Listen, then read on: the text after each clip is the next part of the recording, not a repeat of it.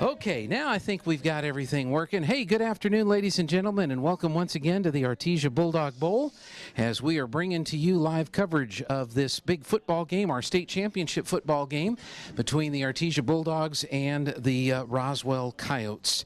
And we wanted to put this together thanks to our friends at First American Bank. We've got 4 announcers. We're going to go through 3 or so questions.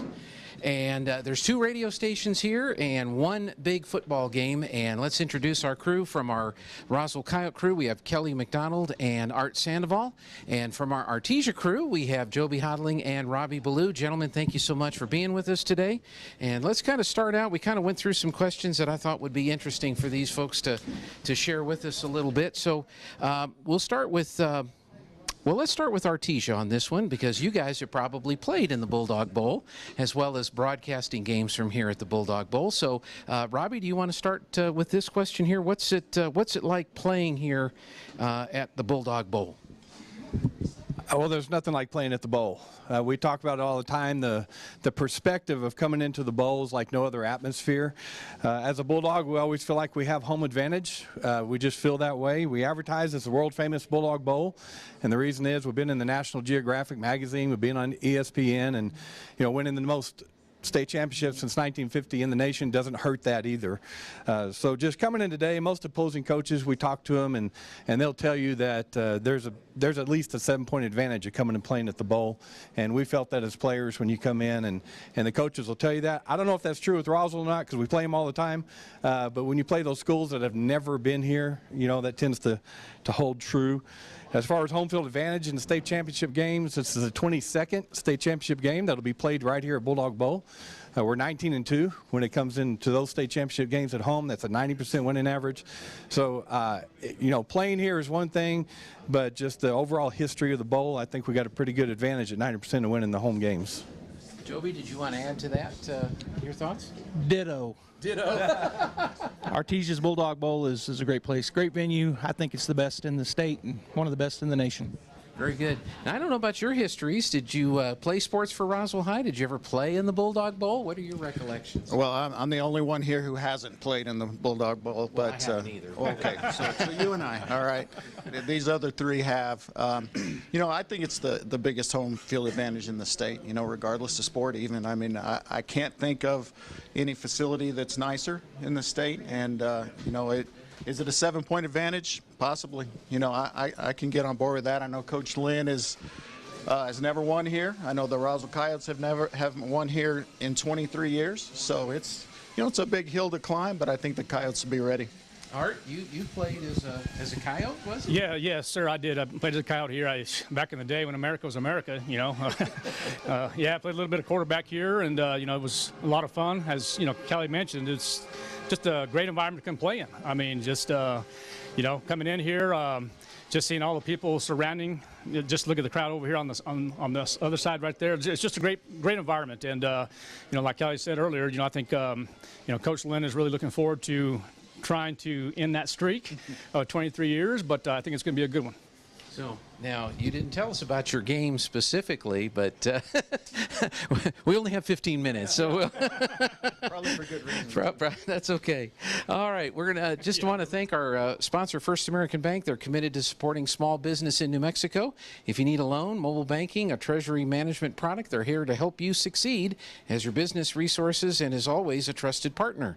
First American Bank, your community bank since 1903, equal housing lender, and of course they have a footprint here in Artesia and in Roswell, so they support all the teams and wish them all the best of luck. All right, our next question we want to talk to with our panel here, team's expectations. Obviously, we had Artesia being with just the 1 loss, the loss to Roswell, Roswell being undefeated coming into the game today. I'll turn to our Roswell announcers first. How has this team turned out versus the expectations that you had for the team going into the season? Well, I remember talking to Coach Lynn before the season, and I said, how are we going to do this year? And I'll never forget his answer. He said, well, if we're not pretty good, then I should be fired. And, I think his job's safe. We expected to be good.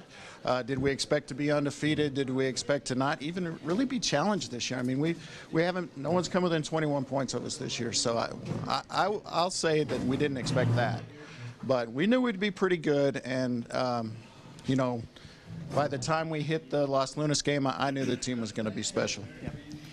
You know, one of the things that I talked with Coach Lynn about was the fact that he says, you know what, he knew that the Roswell Coyotes were pretty good. He goes, but after the Hobbs game is when he realized that they were very good. And so, you know, that was kind of the turning point. And, you know, Kelly and I were talking on the way up here was just the fact that, yeah, they're 12-0, but he said this team is very, very special. You know, he does have 3 of his own on this team, you know, and 2 are starters. And he just says that, you know, more than anything, it's not about an individual sport. It's basically about everybody becoming a team. And you know, he was really, really pleasant about that. He was just really excited.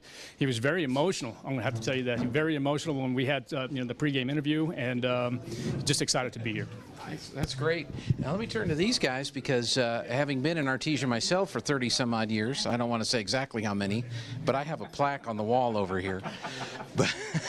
But the expectations for Artesia every year are always, we're going to the state championship and we're going to hopefully win the state championship. But when you get right down to this year and this team, what were you expecting coming into the season, and how has it turned out? Well, I think what you just said is obviously true. The Bulldogs have the expectations to be in the state game every year. One of the things that the coaching staffs over the years, and I don't think this coaching staff and Coach Maupin are any different, is they look at a season, they break it down into basically 3 seasons. They've got the preseason, which is the non-district schedule. I believe that the Bulldogs did exactly what they expected there. They went undefeated during that time. Then they go to the second season, which is the district play, and fell a little bit short there, losing to Roswell. So still come in as the district runner-up.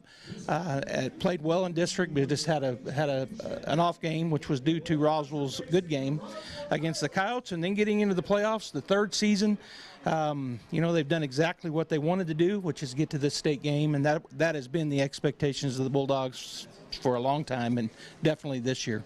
Robby, did you have anything you want to add to that? Yeah, it's just difficult with the program that we have each year to get the kids to buy in. We won a state championship last year, and sometimes the juniors becoming seniors thinks it'll just happen again. And so it's a different kind of challenge as a coach, Coach Maupin and his staff, to get the seniors to pour in everything like those seniors did before them to get ready. We had to do it when I was playing too, and it's just a difficult thing. So a different nuance that Artesia has to face in getting each senior class ready to go after that state championship. There you go. My next question, I don't know who wants to take this one first. I don't know if it's outstanding players and unexpected surprises. Who are some of the players that really put in a good year this year, and then who maybe turned out to have a great year that you didn't expect would have a great year? Who wants to take that one first? Kelly? Well, a surprise that the level of play for me is Keegan Nichols. He's really led our defense, and I think he's a Player of the Year candidate if they gave that to defensive players. Now it's kind of a quarterback / running back award, but you know, we wouldn't be where we are right now in the season if not for Keegan Nichols and, you know, just the defense in general. You know, the offensive players get all the press, you know, they get all the glory, you think sometimes, but you know, this defense is as good as I've seen at Roswell High. You know, I've been at Roswell High for 28 years, so, you know, it's special. Art, any standout or surprises for you? Well, not necessarily surprises, but you know, like Kelly mentioned about you know, Keegan Nichols, I do see that we have 2 players that could be candidates for New Mexico Gatorade Player of the Year in Manny Fuentes and Bryce Sanchez. Those aren't really any kind of those 2 players right there are just phenomenal. And what they do is they work hard not only in the weight room, they work hard in the classroom. And so those 2 kids right there are really the kind of the icing on the cake a little bit. But nonetheless, you know, as Jeff Lynn says, he goes, you know, there's no I in team. You know, it's all about one team and one team, you know, in general. So I think that's about it right there. Okay, very good. Gentlemen, on the Artesia side, standout players, surprises on the Bulldogs this year? Yeah, I think for us, we knew the defense was going to be good coming in. We didn't know how good, and it's one of the better defenses Artesia's had in years. Starting with the secondary, all 4 of them returned, and they are just outstanding. Surprise for me was Josiah Rodriguez got moved from strong safety to linebacker bred position. He's strong safety / linebacker, and Josiah's had just an outstanding season on defense. He is just everywhere. He's had 3 pick sixes this year, picked up a fumble for a touchdown, which is outstanding in the year. Diego Essen, solid middle linebacker. We knew that coming in, but we had no returning defensive linemen, so we didn't know how that was going to look. And these guys have really stepped up this year. Caden Grantham, Worley, Dylan Fisher, and Johnson have really really, for me, surpassed, because we had a great defensive line last year, and they're just as good, if not better, this year. On the offensive side, obviously, Nia Estrada, he's in the quarterback record books, but he's had 3 mercy rule games this year. He's had the clock running half the games, and the second team's been in half the games, kind of like Manny has, you know, with Roswell. And so his stats don't look that great for an Artesia quarterback, but he's that good. And surprise on offense was Frankie Galindo.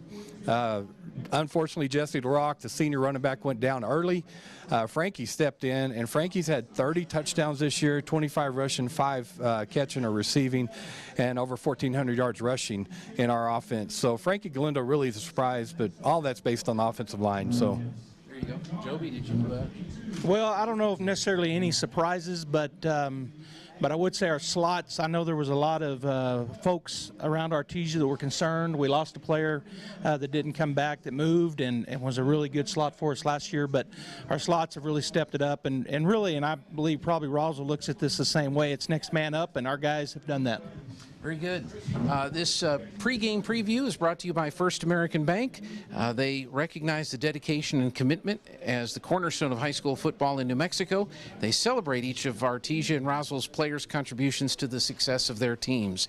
And they're getting ready to celebrate their 120th anniversary, and they recognize their employees that are united by their dedication to their customers by delivering unparalleled value and building long-term relationships based on trust and loyalty that only a local independent community bank can offer. First American Bank, your community bank since 1903, member FDIC. Fortunately, I haven't been here for those 120 years, but some people think I have, though.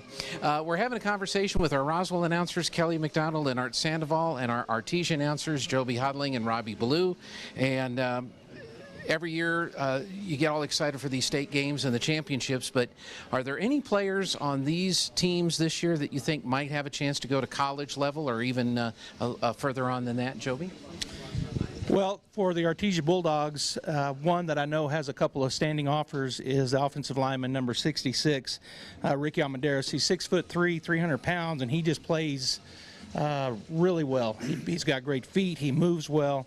And the other is the aforementioned Jesse LaRock. I know he had intentions. He got injured early in our season, but has intentions or had intentions and probably still does to play at the next level. So there's a number of other young men that may decide to. I'm not aware of those, but those two are the two that come out into my mind. Okay. On the Coyote side, what do you think, Art? So there's a couple that stand out in my mind. You know, Bryce Sanchez is one of them. I think he's going to be a young man that can play at the next level. You know, I think he could play at a strong Division II school, maybe a small Division I school. It all depends on that. I do think Manny Fuentes has that ability to play on at the next level as well. And like I said, the Roswell Coyotes have 36 seniors. So there's a few that can play a little bit, but those two are the ones that really kind of stand out in my mind. Okay. Kelly, we'll go to our last question because we're running out of time on this. Memorable play from this season? To me, I love all the defensive touchdowns, but really the memorable play for me was probably the scoop and score from Mason Greathouse. A forced fumble, he picked it up. He took off 70-something yards, taking players with him and scored. That one to me, just because of the way the defense played, that one is the one that stands out for me. Art, do you have a memorable? Yeah, actually I do. I actually have, we were talking about this coming up here too. There's a couple of plays, but one that stands out is the 85-yard touchdown return by Abe Toscano. I mean, that just kind of put the icing on the cake when we're playing Mayfield to end the game. It's just seconds left in the third quarter. And so that's one that really stands out in my mind. Very good. And we'll turn over to our Artesia guys. What are your memorable plays from this season? Well, we've had several block punts this year, and one that really sticks out to me because of just how it unfolded. We had the punt partially blocked. The ball kind of went way up high in the air, and one of our guys, and it was number 22, Josiah Rodriguez, just comes from the backfield and catches it and goes right in from about 7 yards out. And it was an interesting looking play. It turns out to be a punt return for a touchdown, but it was a great play. Robby, how about you? Yeah, mine's going to be a little different. Jeremy Maupin lets the guys have fun, and we were in Santa Teresa, and they snapped the ball to the quarterback, and he threw it, and we're going, wait a minute, that's Jesse Armendares, our safety at quarterback, and he threw to David Hammond in the end zone on a go route, our cornerback, and so we got the story later, and that was both those young men